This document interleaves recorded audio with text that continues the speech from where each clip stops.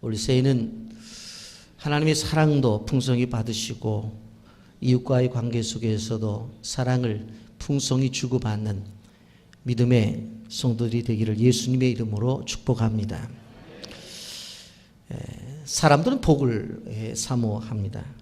요즘처럼 사회가 어려울 때는 교회 안에서 신앙생활을 하는 사람이든지 아니면 밖에 있는 사람이든지 바로 복받기를 원해요. 사람들은 그렇게 말을 해요. 최선의 삶을 살면 우리에게 좋은 결과가 올 것이다. 근데 이 사회를 보게 되어지면 지금 자영업자들이 최선의 삶을 살지 않아서 저렇게 어려운가요? 그거 아니잖아요. 여러분, 직장을 다니다가 직장에서 그만 좀 나왔으면 좋겠다고 해서 퇴직하는 사람들이 여태까지 회사 일하면서 놀아서 그만 나가라고 하나요? 그거 아니잖아요. 이런 병이 걸려서 아파 병원에 있는 사람들이 그 운동 안 한 사람들만 다 병원에 있던가요? 그거 아니잖아요. 우린 시대 속에서 우리가 좀 생각해 봐야 되는 것은 최선을 다하면 다 된다고 하는 이러한 원리들이 이 사회 속에서 무너지고 있어요. 그렇다고 한다면 바로 어떻게 해야 이러한 균형이 깨져진 사회 속에서 복을 받을 수 있느냐? 그건 하나님이 하시는 거예요. 하나님이. 여러분, 우리가 이 한 해를 시작하면서 정말로 제가 여러분들에게 이 첫 설교를 하면서 준비한 것은 좀 우리는 하나님의 복을 받되 풍성히 받고 하나님을 체험하되 좀 강렬히 또 강력하게 좀 체험받기를 원해야 되겠다. 그래서 올 한 해는 복을 받아도 과거 어느 때보다도 풍성히 받고 그리고 하나님을 체험해도 좀 깊이 체험할 수 있는 그러한 한 해가 되기를 예수님의 이름으로 축복합니다. 그 원리가 오늘 민수기에 기록이 되어져 있어요. 이런 민수기 6장의 말씀은 나실인에 대한 이야기들을 쭉 하다가 이제 말씀을 하는데 왜 나실인에 대한 이야기를 하시다가 이 축복에 대한 메시지를 전했느냐라고 하는 것입니다. 그 비밀이 본문에 있어요. 여러분, 우리나라의 문화 속에서 새해가 되면 인사말이 뭡니까? 새해 복 많이 받으세요 하고 인사를 드려요. 그러면 그냥 받으면 되는데 줘봐. 또 그렇게 또 얘기를 해요. 이 새해 복 많이 받으라면 얼마나 좋아요. 그런데 성경을 보면 이것이 하나님과 관련이 되어 있다고 하는 것을 보여줘요. 어떤 사람들은 신앙생활을 하는 사람들이 복에 대한 이야기를 하면 기복적이다라고 얘기를 합니다만은 그렇지 않습니다. 성경에서도 많은 부분이 복에 대한 이야기를 하는 것을 바라볼 수가 있습니다. 우리가 복에 대한 이야기를 하게 되어질 때 대표적인 분이 누구예요? 아브라함이란 말이에요. 아브라함이 복받은 사람이라고. 그리고 그는 복의 통로가 된 것을 바라볼 수가 있어요. 그러므로 우리가 영적으로 아브라함의 자손들이기 때문에 아브라함이 받은 복을 다 받으시기를 예수님의 이름으로 축복합니다. 여러분, 우리가 사용하는 카드 가운데 체크카드라는 게 있어요. 그게 뭐냐면 통장에 돈이 있으면 체크카드로 마음대로 쓸 수가 있어요. 근데 우리는 무엇을 갖고 있는 사람이에요? 체크카드를 갖고 있어요. 바로 그 통장이 누구의 통장이에요? 하나님이 가지고 계신 하늘나라의 보고를 바로 우리가 사용할 수 있는 특권이 있단 말이에요. 올해 저는 그런 생각을 했어요. 하나님 부유하신 분이잖아요. 하나님 풍성하신 분이잖아요. 하나님 못하시는 분이 없는 분이잖아요. 근데 하나님 우리에게 뭘 주었어요? 영적 체크카드를 줬다고요.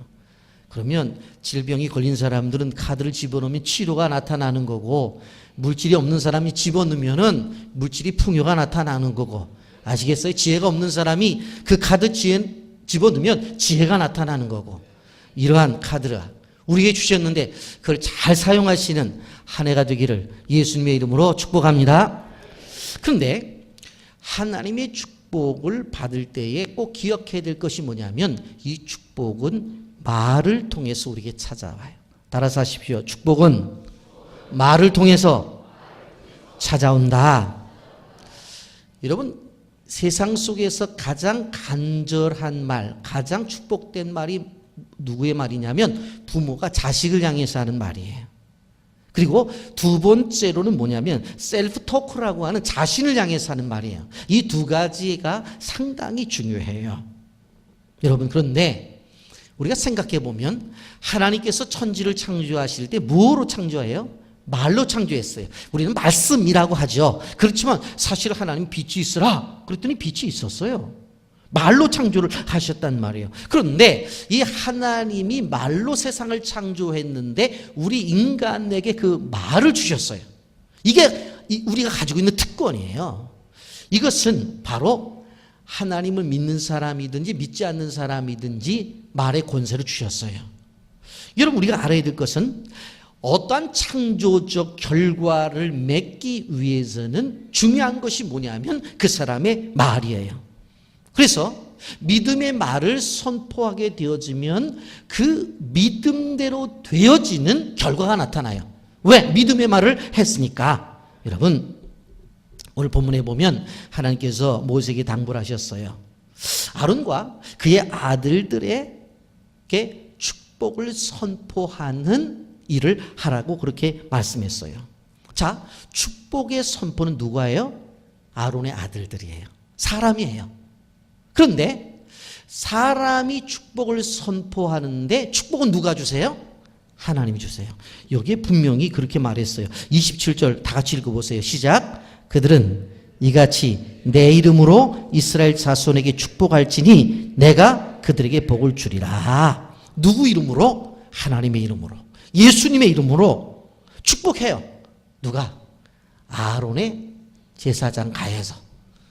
그렇게 축복을 하게 되어지면 축복은 누가 주세요? 하나님이 주시는 거예요. 내가 축복을 주는 게 아니에요. 나는 축복을 선언하는 거예요. 그러면 그 음성을 듣고 하나님이 축복을 주시는 거예요. 여러분, 우리가 알아야 되는 것이 뭐냐면 말은 보이질 않아요. 그런데 그 말 속에 창조적 에너지가 있어요. 그래서 이 말은 보이지 않는데 그 말 속에 창조적인 에너지가 있어서 힘이 나타나고 역사가 나타나는 거예요. 그래서 말 속에 생명력이 있어요. 말 속에 변화시키는 능력이 있어요. 그래서 이 말이 중요한 거예요.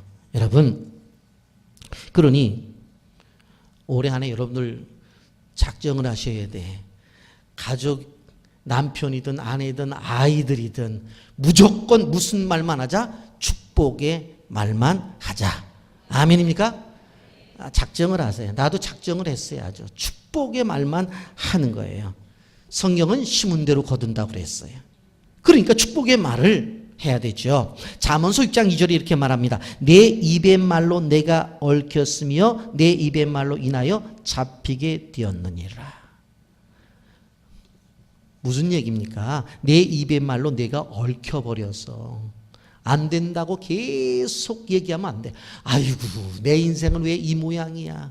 그러면 계속 이 모양으로 가다가 에이고, 내 인생은 왜 저 모양이야? 그럼 저 모양으로 가다가 그러다가 만다는 거예요. 여러분, 말은 사람의 생각을 지배하게 되고 그 생각은 감정을 일으키게 되어져요. 그래서 이 말이 사람을 즐겁게도 하고 슬프게도 만들어요. 용기도 주고 낙심시키기도 하는 거예요. 그러니까 이 말이 얼마나 중요해요. 그런데 이 말을 가지고 어떤 사람 축복의 말을 하는데 어떤 사람들은 저주의 말을 해요. 이왕이면 무슨 말을 하겠어요? 우리 성도는 축복의 말을 뿌려야 되는, 축복의 말을. 축복의 씨앗에 뿌리게 되어지면 축복의 열매를 거둔다. 축복의 말에 씨앗을 심으면 결국 축복의 열매를 따먹게 될 것이다. 여러분, 잠언서 18장 21절에 이렇게 말합니다. 죽고 사는 것이 혀의 힘에 달렸나니 혀를 쓰기 좋아하는 자는 혀의 열매를 먹느니라. 그러니까 여러분들 어떻게 해야 돼요? 끊임없이 어떻게 해야 돼요? 다른 사람을 향해서도 자신을 향해서도 끊임없이 좋은 얘기를 해야 돼요. 여러분들 정말 실천해 보세요. 내일 아침부터 겨울 보면서 이야 진짜 이쁘게 생겼다. 그러면 한 달 뒤에는요 미스 코리아 나갈 수 있을 정도로 이뻐져요. 근데 왜 날이 갈수록 이 모양이야? 그러면 그 다음날 저 모양 돼요. 그리고 그 다음날 그 모양 되고. 그러니까 나 자신을 향해서도 셀프 토크를 할 때도 긍정적인 말로 끊임없이 이야기를 해야 된다고 하는 것입니다. 여러분, 사람들이 생각하는 것이 입으로 나오게 되어져 있습니다. 그래서 그 사람이 어떤 사람인가를 알 수 있는 방법은 그 사람의 언어의 태도, 그 사람이 말하는 것들을 보게 되어지면 그 사람을 알 수가 있다라고 하는 것입니다. 여러분, 올 한 해 축복의 말을 여러분의 입술을 통해서 보다 많이 증거하기를 예수님의 이름으로 축복합니다. 어떻게 보면 기도보다도 더 중요한 것이 바로 축복의 말이에요. 여러분, 그러므로 여러분의 말을 통해서 한 해가 여러분의 인생이 바뀌어지는 귀한 한 해가 되기를 예수님의 이름으로 축복합니다. 또 한 가지, 우리는 이 말로써 축복의 통로가 되어져야 돼요. 민수기 14장 28절에 이렇게 말했습니다. 그들의 이르기를 여호와의 말씀에 내 삶을 두고 맹세하노라. 너희 말이 내 귀에 들린 대로 내가 너희에게 행하리니 그랬어요. 따라서 해서요. 너희 말이 내 귀에 들린 대로 내가 너희에게 행하리니 그랬어요. 하나님이 들으시는 대로 그대로 하겠다는 거예요. 하나님에게 들리는 대로 그대로 하겠다는 거예요. 여러분, 가나안 땅을 정탐한 정탐꾼들이 있었어요. 12명이었어요. 12명. 12명이었는데 근데 10명은 절망의 말을 해요. 민수기 14장 2절에 보면 그들이 절망의 말인데 그 절망의 말이 결국은 죽음의 말이에요. 이스라엘 자손이 다 모세와 아론을 원망하여 온 회중이 그들에게 이르되 우리가 애굽 땅에서 죽었구나. 이 광야에서 죽었으면 좋았을 거늘 그래요. 아유, 가나안 땅? 그 땅을 우리가 어떻게 넘봐? 아유, 그냥 애굽 땅에서 죽었으면 더 낫을 뻔했는데 아니면 그냥 이 광야에서 죽는 게 더 낫겠다. 그렇게 말을 했어요. 그랬더니 그렇게 말한 사람들이 다 그 광야에서 죽었어요. 그 광야에 죽었어요.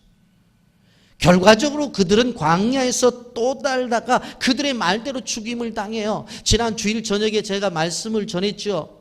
뭐라고 그랬어요? 들어간 여호수아 갈렙 두 사람만 가나안에 들어가고 다른 사람들은 다 광야에서 죽었어요.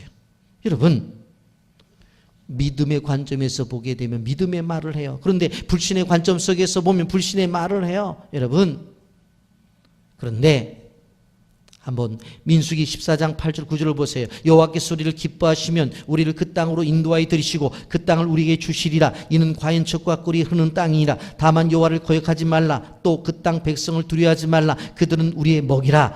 그들의 보호자는 그들에게서 떠났고 여호와는 우리와 함께 하시느니라. 그들을 두려워하지 말라 하나. 누구의 이야기예요? 여호수아 갈렙의 이야기예요. 야, 그 땅 가봤더니 젖과 꿀이 흐르는 땅이야.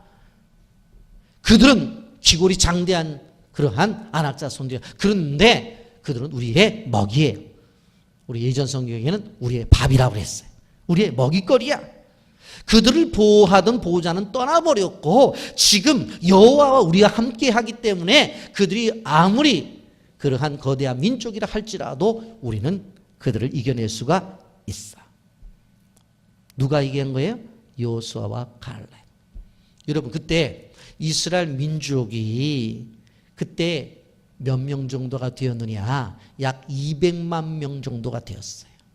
그런데 우리가 생각해 보면 12명의 정탐꾼들이기 때문에 10명은 그쪽을 가면 안 된다고 정말 점령할 수 없다고 그렇게 말을 했고 2명 여호수아와 갈렙만 점령할 수 있다고 그렇게 생각하죠. 안 그래요. 여러분, 200만 명이 무엇을 따랐어요? 불신을 따랐어요. 200만 명이. 그래서 광야에서 다 죽는 거예요. 그리고 누구만? 2명만 끝까지 믿음을 지켰어요. 그래서 그 사람들이 어디로 들어가요? 가나안에 들어가요. 그러니까 수치로 계산해 보면 200만 명 대 2예요. 200만 명 대 2. 그러니 믿음을 가진다는 것이 쉬운 게 아니에요. 여러분, 예? 10대 2가 아니에요. 10대 2가 200만 대 2예요. 200만 대 2. 여러분, 우리가 기억해야 될 것은 무엇인가 하면 우리가 말한 대로, 우리가 생각한 대로 역사는 일어나는 거예요. 세상 사람들은 이것을 신념이라고 말하지만 우리는 이것을 믿음이라고 말을 하는 거예요. 우리 교회가 건축을 하면서 많은 이야기들이 들려져요. 교회 안이든 교회 밖이든 부정적인 해석을 하는 사람도 있고 믿음의 해석을 하는 사람도 있어요. 여러분, 제가 여러분들에게 부탁하는 것은 여러분들은 믿음으로 고백하고 믿음으로 해석하고 믿음으로 나가는 반열에 서시기를 예수님의 이름으로 축복합니다. 그래야 축복의 땅에 들어가는 거예요. 한 어머니가 유치원 모임에 참석을 했어요. 그랬더니 선생님이 오더니 아이고 애가 너무 산만해가지고 애가 1분도 못 앉아 있어요. 그렇게 얘기를 하는 거예요. 그 엄마가 유치원 끝나고 아이를 데리고 나오면서 야, 선생님이 엄마를 부르더니 뭐라고 말했는 줄 아냐? 엄마 뭐라고 말했어? 예전에는 1분도 못 앉아 있더니 요즘은 너 3분 앉아 있대. 그렇게 칭찬을 하더라. 그렇게 얘기를 하는 거예요. 이제 유치원을 졸업하고 초등학교에 들어갔어요. 그랬더니 선생님이 또 엄마를 부르는 거예요. 아이가 산만해서 도무지 공부를 못한다고, 얘는 좀 병원에 가서 검사를 맡아봐야 된다고 그렇게 얘기를 했어요. 그랬더니 얘가 엄마, 선생님이 엄마 보고 뭐라고 말해? 그랬더니 아이고 엄마한테 아들을 낳아도 이렇게 훌륭한 아들을 낳았냐고, 큰 인물이 될 거라고 그렇게 얘기를 해서 엄마가 기분이 좋았다. 그렇게 얘기를 한 거예요. 그런데 그 아이가 이제 초등학교를 졸업하고 중학교에 들어갔어요. 중학교에 담임선생이 또 불러요.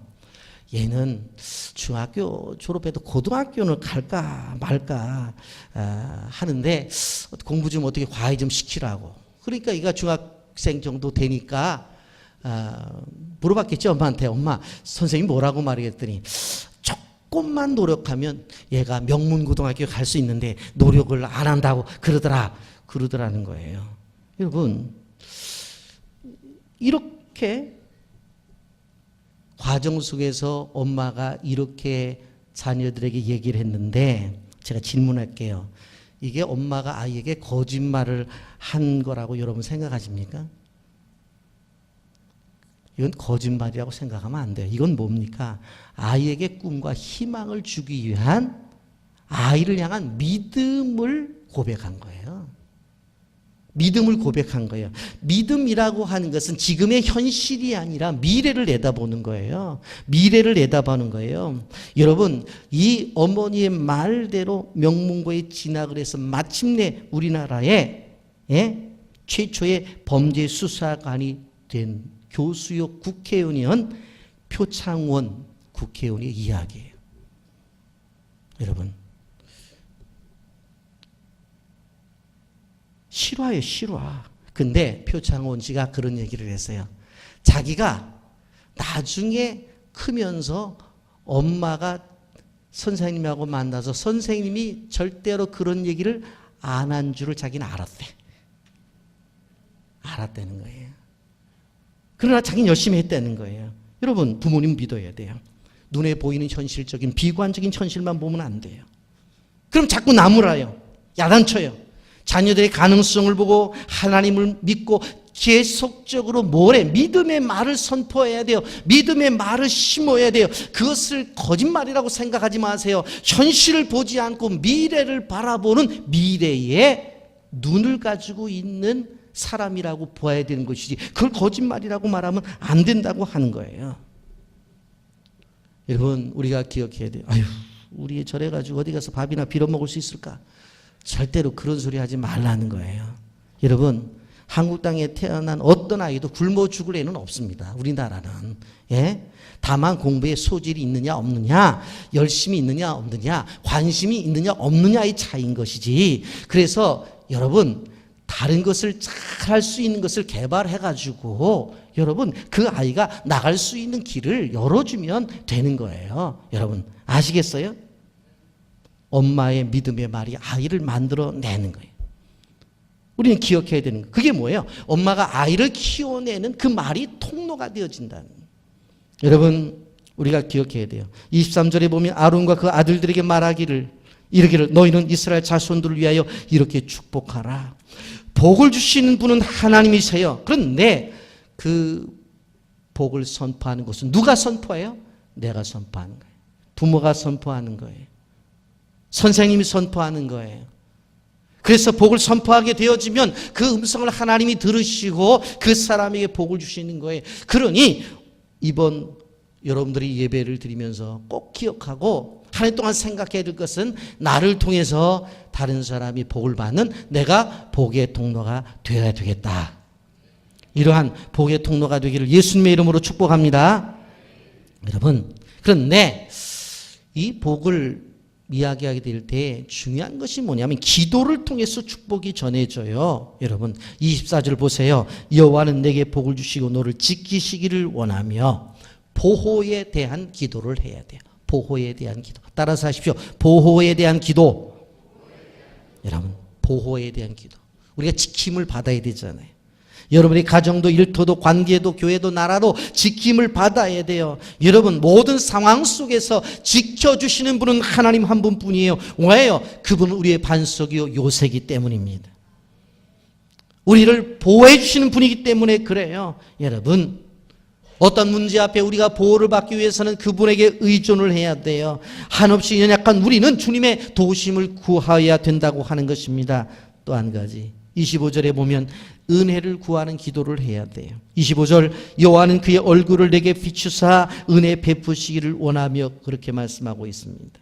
여러분 하나님이 우리에게 얼굴을 비춘다는 것은 은혜라는 그런 표현이죠. 그러니 늘 하나님이 우리에게 비추고 계신다고 한다면 우리는 늘 하나님을 보고 산다는 이야기잖아요. 여러분 하나님이 은혜를 베풀어 주셔야 무너진 사람들이 세워져요. 죽은 영혼이 살아날 수 있어요. 광야에서도 생수를 마실 수 있어요. 만나와 메추라기를 먹을 수 있는 것이 무엇입니까? 하나님의 은혜가 우리에게 있어서 그런 거예요. 여러분 하나님의 은혜를 베풀어 주셔야 가나안의 축복을 받는다고 하는 것입니다. 은혜를 주시면 젖과 꿀이 흐르는 땅이 우리의 것이 되어지는 것이에요. 여러분 그러므로 우리가 기억해야 될 것은 기도하면서 하나님이 주신 은혜를 사모해야 된다고 하는 것입니다. 여러분 내일 새벽부터 나흘 동안 우리가 특세를 가지려고 생각해요. 기도하자는 거예요. 기도하자는 거예요. 여러분 기독교는 한마디로 은혜의 종교예요. 은혜를 빼버리면 존재할 수가 없는 게 기독교예요. 예수 그리스도의 탄생도 은혜요. 십자가의 대속도 은혜예요. 여러분 내가 은혜 받는 것도 하나님의 은혜 아니면 설명을 할 수가 없어요. 여러분 2019년 여러분의 은혜의 길로 나가시기를 예수님의 이름으로 축복합니다. 여러분 세 번째 평강을 구하는 기도를 해야 돼요. 26절 여호와는 그 얼굴을 내게로 향하여 두사 평강 주시기를 원하노라. 지금 가나안 전쟁을 앞둔 상황이에요. 거친 광야의 길을 걸어왔고 앞으로도 더 가야 돼요. 언제 무슨 일이 벌어질지 몰라요. 그런 광야의 길을 걷고 있는데 뭐라고 말해요? 평안을 선포하는 거예요. 여러분 우리 인생길이 광야입니다. 거칠고 험난하고 어려운 것이 곳곳에 있는 것을 볼 수가 있습니다. 한 문제가 해결되면 또 한 문제가 나타나고 그 문제를 해결하면 또 한 문제가 나타나요. 여러분 수능을 마친 대학생들은 대학만 들어가면 된다는 것 같지요. 대학생활 끝나고 나면 취직이 또 문제가 돼요. 그거 끝나면 끝나나요? 결혼에 문제가 있죠. 여러분 결혼했어요. 또 아이 출산에 문제가 있죠. 끊임없이 우리에게 다가오는 것들 속에 우리는 불안해해요. 그런데 이러한 모든 것들 속에서 평강을 누릴 수 있는 것은 누가 주시는 것이에요? 하나님이 주신 거예요. 모든 것들 이제 정리할 때가 됐다고 해서 50대가 되고 넘어가고 60대가 되어지면 만만한 게 아니에요. 요즘 보면 놀이터에서 노부모가 또 애들을 키우느라고 정신이 없어. 여러분 그래서 인생은 천국 가는 날까지 하나님만 의지하라고 말씀하신 거예요. 여러분 인생은 광야 같지만 외롭지 않은 것은 하나님 우리와 함께 하시기 때문에 그렇다는 것입니다. 여러분 말씀을 정리하면서 한 가지 꼭 드리고 싶은 것은 꼭 잊지 말아야 될 것은 복은 하나님께로부터만 온다. 따라서 하십시오. 복은 하나님께로부터만 온다. 복은 도대체 어디서 오느냐? 하나님께로부터 오는 거예요. 27절. 그들은 이같이 내 이름으로 이스라엘 자손에게 축복할지니 내가 그들에게 복을 주리라. 내가 그들에게 복을 주리라. 하나님만 복 주는 거예요. 복을 받으려고 이것저것 눈치 볼 필요 없어요. 하나님만 바라보면 되는 거예요. 눈치를 보려면 하나님 눈치를 보라는 거예요. 여러분, 복의 원천은 하나님이에요. 이것이 영적인 원리예요. 우리는 축복을 해요. 그러나 진정한 축복을 주는 분은 하나님이라고 하는 거예요. 그렇기 때문에 여러분들 가까운 가정 안에서 가족들을 축복하십시오. 그리고 한 가지 부탁드리는 것은 자신을 향해서 축복하세요. 자신을 향해서. 자신을 향해서. 그리고 자녀들을 위해서 축복하고 교회를 축복하고 이 나라 이 민족을 축복하고 여러분의 일터를 축복하고 그러면 하나님께서 여러분의 기도를 들어주셔서 여러분이 있는 공동체가 하나님의 축복을 받을 수 있다는 사실을 기억하시기를 바랍니다. 여러분 요즘 2018년도 가장 우리 주변에 축복을 받는 사람 그러면은 다들 박항서 집사라고 그렇게 말하죠. 그의 어머니가 최상하 권사인데 그 베트남에 있을 때는 송명철 선교사가 심우하는 하노이 은혜강교회에 출석을 한다고 그러죠. 우리나라에서 베트남에 감독으로 가게 됐을 때도 기도 가운데서 응답을 받고 갔는데 여러분 한국 역사상 베트남 축구 시합을 중계한 적이 없었죠. 그런데 SBS에서 지난번에 드라마를 중단하고 보냈어요. 높은 시청률이 나왔어요.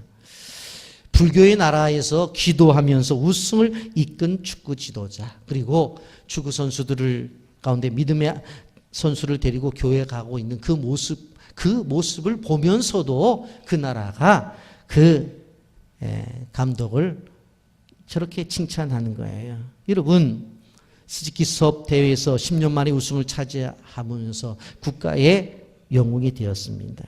그가 베트남에 가서 제2의 전성기를 맞이하게 되어지는데 그가 한국에서는 바닥으로 떨어졌던 사람이에요. 누구도 인정해 주지를 않았어요. 그런데 지금 베트남에서는 한국 대통령 이름은 몰라도 박항서 이름은 안다고 그러잖아요. 그리고 이번에 실질적으로 통계를 내보니까 외교관 100명이 한 것보다 더 큰 일을 했다고 그래요.